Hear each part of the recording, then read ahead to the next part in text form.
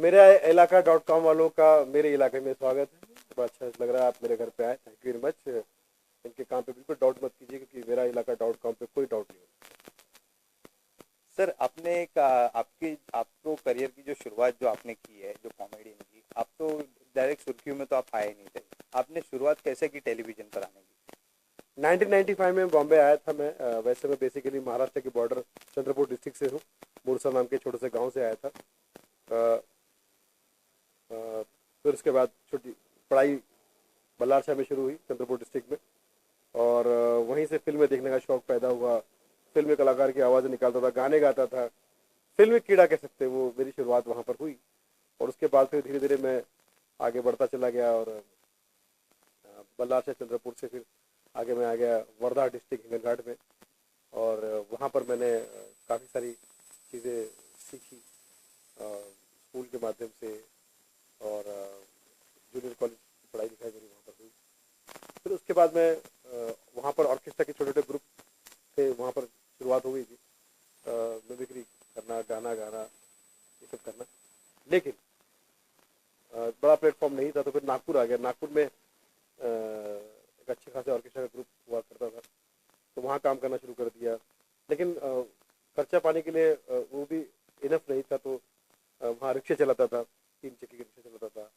Office का काम करता था, ऑर्केस्ट्रा के ऑफिस का सामान उठाना, ऑर्केस्ट्रा का सब लगेज उठाना, वो सब करता था। उसके बाद थोड़ा बहुत अपना फैमिली का मेरा निभाव हो जाता था।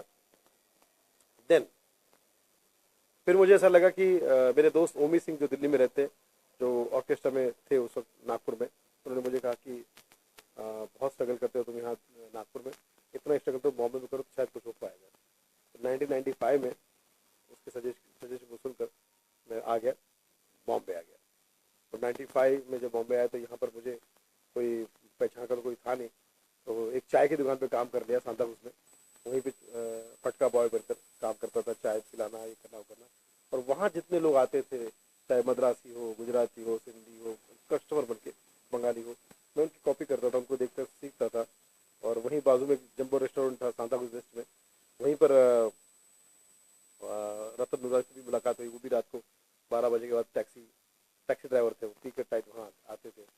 उनका भी स्टाइल मुझे सीखने का मौका मिला। तो कुल मिला के वो चाय की दुकान और बाजू में जो जम्बो होटल है, वो कुल मिला के मेरा एक तरह से स्कूल बन गया।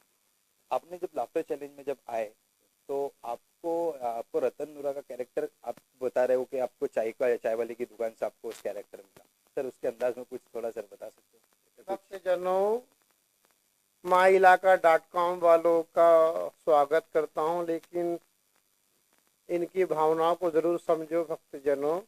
और ये चैनल दिन ब दिन बहुत आगे बढ़ता जा रहा है। यूट्यूब में इतना घुस गया कि अब यूट्यूब ट्यूब फटने वाला है, पंचर होने वाला है, इतना इसका तहलका मच चुका है। तो भक्तजनों इनके साथ में रहो हमेशा।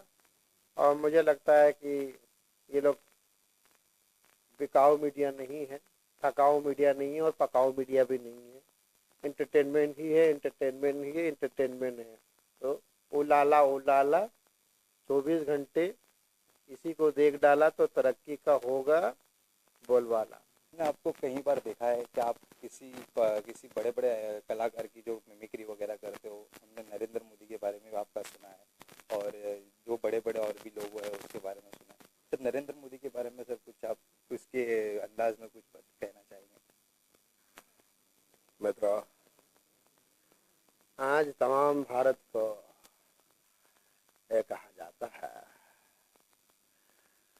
कि हम भारतवासियों को दुनिया के सामने अपनी बात रखना नहीं आता। मैं आपसे पूछना चाहता हूं मित्रों, यह बात सही है क्या? यह बात सही है क्या? अरे दुनिया वालों, भारत शहर को अपनी बात रखना आता है।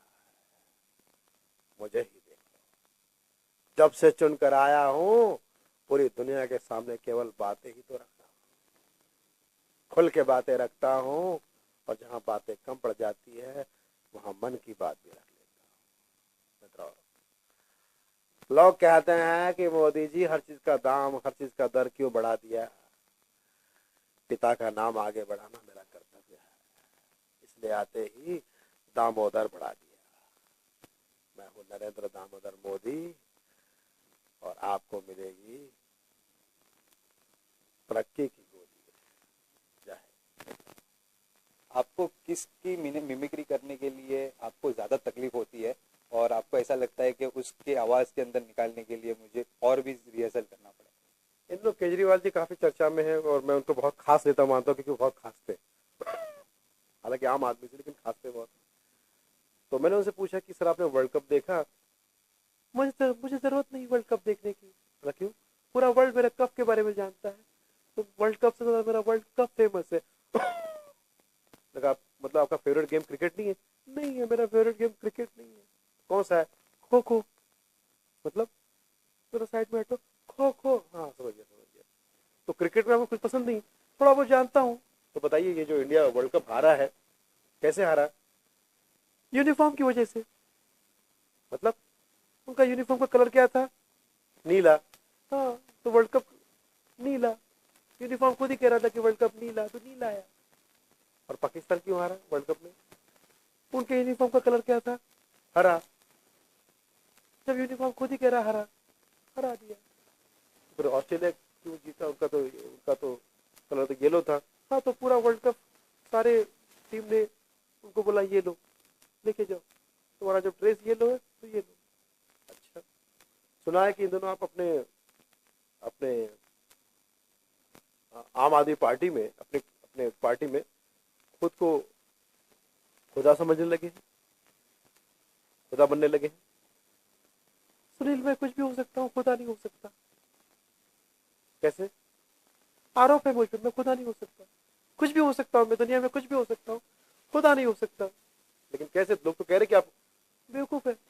तुमने तो कहावत सुनी होगी वो, खुदा ना खास्ता। जब मैं दिन में 100 बार खास्ता हूँ तो मैं खुदा कैसे हो सकता हूँ? खुदा हाफिज, बातें मिलते हैं। फिर राहुल गांधी हैं, वो भी कई बार मुझे बड़े चमत्कारी लगते। चमत्कारी इसलिए कि 2 महीना विदेश में रहे और अब तो 2 महीना गाँव में रहना चाहते हैं। लगता है किसी डॉक्टर ने कहा है उनको कि हवा पानी बदलते रहो, कभी विदेश तो कभी गाँव। चलो अच्छी बात है। एक दिन उनको भाषण मैंने सुन रहा था, क्या नहीं किया हमने, क्या नहीं किया। एक तो पब्लिक की तरफ देखते नहीं, राइट और लेफ्ट देखते हैं, जहाँ कोई पब्लिक है ही नहीं। क्या नहीं किया हमने? लोग पूछते क्या किया, बताओ तो सही। मेरे मेरे दादी ने इस देश को आगे बढ़ाया, पापा ने दुप्पट किया, मुझे मौका दो, मैं चौपट कर दूंगा। देश को 4 गुना ज्यादा बढ़ाना चाहते हैं, अच्छी बात। तो ये सब चीजें हैं। फिर मनमोहन सिंह जी भी मुझे मिले थे। मैं कहा मनमोहन जी कैसी कैसी हालत है आपकी? तो बोलिए, कब बोलेंगे आप? क्या बोलूं? कुछ तो बोलिए। ये जो मोदी जी रेडियो पे जो कार्यक्रम चला रहे हैं, हाँ हाँ, मन की बात, हाँ हाँ, असल में वो मेरा कार्यक्रम होना चाहिए था, क्योंकि दुनिया का एकलौता आदमी हूँ जो सारे काम मन की बात से ही करता हूँ। खुलेआम बात करने की हिम्मत भी नहीं है और इजाजत भी नहीं है। मेरी हालत तो देश के किसान की तरह है, न कुछ बोला जाता है, न कुछ सहा जाता है। बस किसानों में और मुझ में फर्क ये है कि मैं फार्मर हूँ और वो फार्मर है, इतना ही फर्क है। आप पंजाब से हैं तो कोई पंजाबी गाना तो आता होगा आपको? एक ही आता है, सुनाइए। नित खैर मंगा सोनिया मैं तेरी, दुबाना कोई और मंग दे। आगे इसी में सब कुछ आ गया। आप सोनिया जी के लिए इतनी प्रार्थना क्यों करते हैं? भाई किसानों की हालत और उसकी हालत भी एक जैसी है। कैसे? किसानों की फसल खराब हो गई, इसकी नस्ल खराब हो गई। क्या बोलूं? अच्छा, इनके दामाद के बारे में क्या कहें? बहुत सीधा आदमी। कौन? रॉबर्ट वाड्रा सीधा आदमी? हाँ। कैसे? जमीन से जुड़ा हुआ है। मतलब जितनी भी जमीन हरियाणा में, सब में वो जुड़ा हुआ है। अब ज्यादा मुंह मत खुलवाओ, यही वजह है कि मैं बोलता नहीं हूँ। चलो, अब मेरे मौन व्रत का वक्त हो गया है। मतलब मैं मौन व्रत रखता हूँ ना, मनमोहन सिंह हो ना, मौन व्रत रखना पड़ता है। मेरा इलाका .com ये नया एप्लीकेशन अप्लाई हुआ है और हर एंड्रॉयड फ़ोन पर आपको ये देखने मिलेगा। तो देखिएगा, क्योंकि ये गली गली की खबर देते हैं, ऐसी खबर देते हैं क्योंकि गली गली में मीडिया वाले घुस नहीं पाते। आजकल इतना काका के मोटे हो गए हैं कि छोटी छोटी गली में घुस नहीं पाते, लेकिन ये लोग घुस जाते हैं और छोटी गली में छोटी छोटी खबरें जो बहुत बड़ा तहलका मचा सकती है या बहुत बड़ा छोटी चीज़ बहुत बड़ी हो सकती है, ऐसी खबरें मेरा इलाका .com से आती है। तो मैं समझता हूँ कि इसके साथ जुड़िए, इनका सपोर्ट कीजिए और इस चीज़ को देश और दुनिया के सामने उजागर करने में आप इनकी मदद कीजिए।